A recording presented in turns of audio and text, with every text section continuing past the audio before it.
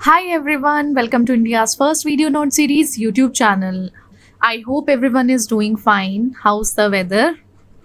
Is everyone enjoying the weather? Okay so आज हम इस सीरीज में कवर करेंगे अपने बेस्ट क्वालिटी के बी फार्म लेक्चर्स एक बहुत ही ऑर्गेनाइज मैनर में, जो कि हमने सब्जेक्ट वाइज अरेंज किया है। आप सारे सब्जेक्ट्स और टॉपिक चैनल की प्लेलिस्ट में जाके चेकआउट कर सकते हो, और हाँ, सारे वीडियो नोट्स के नोट्स का लिंक आपको वीडियो के डिस्क्रिप्शन बॉक्स में अवेलेबल है। So now let's begin our today's topic, that is synthesis, reactions and medicinal uses. कुछ कंपाउंड्स हैं, कुछ डेरिवेटिव्स हैं जिनके बारे में आज हमें पढ़ना है। डेरिवेटिव्स के बारे में, कंपाउंड्स के बारे में, वो क्या क्या कंपाउंड्स हैं एक बार उन्हें देख लेते हैं। जैसे इसमें हम पढ़ने वाले हैं अपने पायराजोल के बारे में पढ़ेंगे, उसका केमिकल स्ट्रक्चर देखेंगे, केमिकल फॉर्मूला देखेंगे, देन हम मूव करेंगे उसकी सिंथेसिस पे, देन रिएक्शंस पे, मेडिसिनल यूजेस पे। सेम ऐसे ही imidazole, oxazole, thiazole, pyridine, quinoline, isoquinoline, acridine and indole, यही कंपाउंड्स एंड डेरिवेटिव्स हैं जो आज हमें पढ़ने हैं। Okay, so now let's move to our notes part, क्योंकि एक एक कंपाउंड पढ़ना है तो वन बाय वन हमें पढ़ना पड़ेगा। थोड़ा सा शायद बोर हो सकता है, but you don't have to worry about it. आप अगर थोड़ा सा इसको रुक रुक के भी पढ़ते हो, वन बाय वन कंपाउंड को पढ़ते हो, डिवाइड कर लेना। इस पार्ट को ए समझ के, इस पार्ट को बी समझ के, अलग अलग करके पढ़ोगे तो आसानी पड़ेगी थोड़ा सा। और हाँ, जो भी डेली पढ़ते हैं, डेली पढ़ने वालों को ज़्यादा मेहनत नहीं करनी पड़ती कंपैरेटिवली, जो एक रात पहले क्रैम करने की कोशिश करते हैं, क्योंकि एक रात पहले क्रैम करोगे तो आप थोड़ा सा मिस कर सकते हो केमिस्ट्री में। केमिस्ट्री जो है वो डेली बेस से सब्जेक्ट है, ओके राइट, क्योंकि इसमें प्रैक्टिस की जरूरत होती है। So let's move to the notes part. सबसे पहले हम बात करेंगे पायराजोल की। पायराजोल में हमें पता है कितने मेंबर्ड रिंग है, 5, राइट। अब जैसे केमिकल फॉर्मूला है आपका C3H4N2, ठीक है, यहीं से याद रखना, इसमें आपके 2 नाइट्रोजन एलिमेंट्स, एटम्स लगने वाले हैं। 5 मेंबर्ड रिंग है आपके, 1, अगर यहाँ से स्टार्ट करते हैं 2, 3, 4 एंड 5, ठीक है, ऐसे करके। अब फिजिकल प्रॉपर्टीज हमें पढ़नी है, जिसमें इसकी अपीयरेंस के बारे में, जैसे ये वाइट क्रिस्टलाइन सॉलिड है, मेल्टिंग पॉइंट इसका 66 डिग्री सेल्सियस है, बॉइलिंग पॉइंट 186 डिग्री है। ये सॉल्युबल है आपका वाटर में, अल्कोहल में, ईथर में। बट अगर बेसिसिटी की बात करें तो ये वीकली बेसिक है। मेडिसिनल यूजेस में हमारा ये एनाल्जेसिक में फाउंड देखने को मिलेगा, मतलब आपका पायराजोल जो है, एनाल्जेसिक ड्रग्स जितनी भी होंगी वहाँ पे ये मिल जाएगा। Anti inflammatory, anti pyretics, anti depressants drug में भी रहता है। अब आपका एग्जाम्पल अगर लिया जाए, जैसे फिनाइल ब्यूटाजोन है, तो फिनाइल ब्यूटाजोन में as an anti inflammatory drug जो हम यूज करते हैं, तो वहाँ पे हमारा पायराजोल प्रेजेंट रहता है रिंग। सेलिकॉक्सिब है आपका, सिल्डेनाफिल है, वियाग्रा, तो वो मोइटीज पायराजोल की मोइटी एक्टिविटी में हेल्प आउट करती है, तो उसका कुछ ना कुछ एज अ रोल होगा आपके पायराजोल रिंग जो प्रेजेंट है इन पर्टिकुलर ड्रग्स में, राइट, क्योंकि कंपाउंड्स हैं। अब सिंथेसिस कैसे होगा? सबसे पहले अगर हम कंडेंसेशन करें 1,3 डाई कार्बोनिल कंपाउंड का हाइड्रोजीन के साथ, सबसे कॉमन मेथड होता है, अगर आप 1,3 डाई कार्बोनिल कंपाउंड को हाइड्रोजन के साथ रिएक्ट कराएंगे, कंडेंस करेंगे, कंडेंसेशन पर आपको क्या मिलेगा? 3,5 डाई मिथाइल पायराजोल मिलेगा विद H2O। यही रिएक्शन है। रिएक्टेंट्स हमें याद करने हैं। अगर आपको एक बार रिएक्टेंट्स याद हो जाएंगे तो आपको एक at the end product formation की भी याद रहेगी। प्रोडक्ट तो हमारा बनना ही है पायराजोल, रिएक्टेंट्स याद रखने हैं। अब जैसे वहाँ पे मैकेनिज्म कैसे वर्क करेगा, हाइड्रोजोन होगा विद 1 कार्बोनिल पे, जहाँ पे इंट्रामोलिक्यूलर साइक्लाइजेशन हुआ है। साइक्लाइजेशन के बाद वहाँ पे इस पूरे रिएक्टेंट्स में किसका रिमूवल होगा? वाटर का रिमूवल होगा, एलिमिनेशन होगा आपका। फिर क्या आएगा एज अ प्रोडक्ट में? पायराजोल रिंग आएगी। सिंपल है, यील्ड हाई रहती है, और सब्स्टिट्यूशन जो होता है वो आपका 3rd एंड 5th पोजीशन पे सब्स्टिट्यूट किया जाता है। अब नॉर पायराजोल सिंथेसिस है आपका अल्फा हाइड्रोजिनो कीटोन्स विद बीटा कीटोएस्टर्स के बाद आपका क्या बनता है, पायराजोल बनता है। ऐसे करके ये सिंथेसिस में नॉर पायराजोल सिंथेसिस है। अब सेम वही alpha beta unsaturated ketones and hydrogen से आपका हाइड्रोजन ऐड करेगा, कहाँ होगा ऐड ऑन, डबल बॉन्ड पे, देन साइक्लाइज हो जाएगा वो वहाँ से। अब अगर आपका पायराजोल रिएक्ट करता है किसी चीज़ से, एट द एंड किसी पर्टिकुलर फॉर्मेशन के थ्रू जाता है, जैसे इलेक्ट्रोफिलिक सब्स्टिट्यूशन रिएक्शन या एरोमेटिक सब्स्टिट्यूशन रिएक्शन के थ्रू होता है, तो देन क्या क्या चेंजेस आते हैं। अब टॉटोमेरिज्म है तो पायराजोल आपका प्रोटोट्रॉपिक टॉटोमेरिज्म रखता है आपके N1 N2 के बीच में, तो 1H pyrazole will give 2H pyrazole जो रिवर्सिबल है। इससे क्या होगा, जो नाइट्रोजन एटम है तो उसकी जो एक्टिविटी है या रिएक्टिविटी है वो अफेक्ट होगी, साथ ही साथ जो इलेक्ट्रॉन की डेंसिटी थी वो रिंग की वजह से कहीं ना कहीं चेंज होगी। सेकेंड आपका इलेक्ट्रोफिलिक सब्स्टिट्यूशन रिएक्शन, क्योंकि ये इलेक्ट्रॉन रिच रिंग है तो आपका इलेक्ट्रोफिलिक जो सब्स्टिट्यूशन रिएक्शन होने वाला है वो C4 पे होगा एट द पोजीशन 4, राइट। अब नाइट्रेशन है, नाइट्रेशन में रिएजेंट यूज किए गए, मेजर प्रोडक्ट आपका क्या आया नाइट्रेशन के बाद, 4 नाइट्रोपायराजोल। हेलोजनेशन में ब्रोमीन या आप कुछ भी यूज करो देन आपका ब्रोमो। हेलोजनेशन में हेलोजन का एडिशन हमने देखा था, वो किस पर्टिकुलर पोजीशन पे ऐड हो रहा है, आपके 4th पोजीशन पे ऐड होके ही बन रहा है। जैसे ऊपर अपने लास्ट क्लास में पढ़ा था, लास्ट यूनिट में, लास्ट यूनिट ओनली, तो उसमें ये था कि हमने 2 ब्रोमो पायराजोल बनाया, मतलब नॉट पायराजोल, इट वाज, तो पायरोल था, फ्यूरॉन और थायोफीन जो हमने पढ़ा था। ऐसे ही हेलोजनेशन में 4th पोजीशन कार्बन 4 पे होगा। सल्फोनेशन रेयर है, कुछ हार्श कंडीशन है तभी होगा। न्यूक्लियोफिलिक सब्स्टिट्यूशन रिएक्शन में थोड़ा लेस कॉमन है क्योंकि यहाँ पे इलेक्ट्रॉन रिच रिंग है, इलेक्ट्रॉन से भरपूर बना रहता है। पॉसिबल हो सकता है अगर वहाँ पे इलेक्ट्रॉन विड्रॉइंग ग्रुप हो तो कहाँ पे होगा वो होगा आपके कार्बन 3 और कार्बन 5 पे। मेटल कॉम्प्लेक्स फॉर्मेशन में क्या होगा, पायराजोल कोऑर्डिनेट करेगा मेटल के थ्रू आपके N2 पे, और फिर उसके बाद ये लाइगेंड्स जो हैं जैसे ट्रिस्पायरोजिल, बोरेट्स, तो उसमें वहाँ ट्रांजिशंस होते हैं। रिंग फंक्शनलाइजेशन में जो लिथिएशन है C4 C5 पे, वो किसके थ्रू फॉलो करता है, आपके इलेक्ट्रोफाइल क्वेंच पे। ऑक्सीडेशन में ये थोड़ा एरोमेटिसिटी की वजह से नहीं रिड्यूस हो पाता, ऑक्सीडेशन इजीली नहीं, पायराजोल को नहीं कर सकते। ऑक्सीडेशन का होगा आपके N इम्पॉसिबल, क्योंकि वहाँ पे कुछ स्ट्रॉन्ग कंडीशन है N ऑक्साइड्स की। अब नेक्स्ट बात करते हैं इमिडाजोल की। इमिडाजोल में भी आपकी कितने कार्बन है, 3 कार्बन है, 4 हाइड्रोजन है, 2 नाइट्रोजन है, पोजीशन अलग अलग हो गई है इनकी। अब नेक्स्ट जिस पोजीशन की वजह से अब जो इमिडाजोल का प्रेफर्ड IUPAC नेम होता है ना, वो 1H क्या होता है, 1H इमिडाजोल रहता है। लास्ट क्लास में हमने वो पढ़ा था ना अपना नॉमेनक्लेचर, तो वहाँ था। अपीयरेंस में इसकी वाइट क्रिस्टलाइन सॉलिड है, मेल्टिंग पॉइंट आपका 90 to 91 डिग्री सेल्सियस है, boiling point 257 degree Celsius, easily soluble है वाटर में, पोलर सॉल्वेंट में भी।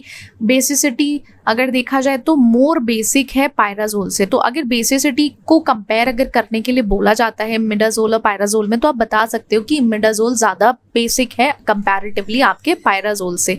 अगर कोई भी बायोलॉजिकल मॉलिक्यूल है या ड्रग है वहाँ पे आपका इमिडाजोल प्रेजेंट हो सकता है, जैसे हिस्टिडिन है अमाइनो एसिड्स में, उसमें इमिडाजोल प्रेजेंट रहता है। मेट्रोनिडाजोल में जो एंटी माइक्रोबियल एक्टिविटी रखता है, सिमिटिडिन जो आपकी H2 रिसेप्टर ब्लॉकर है, आपके कीटोकोनाजोल एंटी फंगल है, तो यहाँ पे क्या प्रेजेंट है, आपका इमिडाजोल रिंग प्रेजेंट रहती है। अब सिंथेसिस अगर करनी हो तो डेबिस रेड्यूस की सिंथेसिस है जो कॉमनली यूज करते हैं। अब रिएक्टेंट्स में ये आपको पता होना चाहिए, एल्डिहाइड 1,2 डाइकार्बोनिल कंपाउंड और अमोनिया जो प्राइमरी एमाइंस हैं। अब ग्लाइऑक्सिल अमोनिया और आपके कार्बोनिल कंपाउंड के साथ रिएक्ट करके इमिडाजोल विद द वाटर बनाता है, H2O के साथ निकालेगा। सबसे पहले तो शिफ्ट बेस फॉर्मेशन होगा उसका बेस का, फिर साइक्लाइजेशन होगा न्यूक्लियोफिलिक अटैक के बाद, और डिहाइड्रेशन फॉलो करते हुए एरोमेटाइजेशन हो जाएगा। अब जो सब्सटीट्यूटेड इमिडाजोल है वो आपका कोई भी सब्सटीट्यूटेड एल्डिहाइड और एमाइन की हेल्प से बन सकता है, पहली चीज हो गई। दूसरी चीज, अगर alpha hydroxy ketone plus formamide है व्हेन ल्यूसिन रिएक्शन में तो यूजफुल है। अगर कोई भी इमिडाजोल का सब्स्टिट्यूट बनाना है तब हम इस पर्टिकुलर सिंथेसिस को यूज कर सकते हैं। क्लासिक मेथड जो आपका मोस्ट कॉमनली यूज मेथड था उसके अल्टरनेट में आप इसको यूज कर सकते हो जब भी आपका कोई भी सेंसिटिव ग्रुप इसमें इन्वॉल्व होता है या नहीं तब।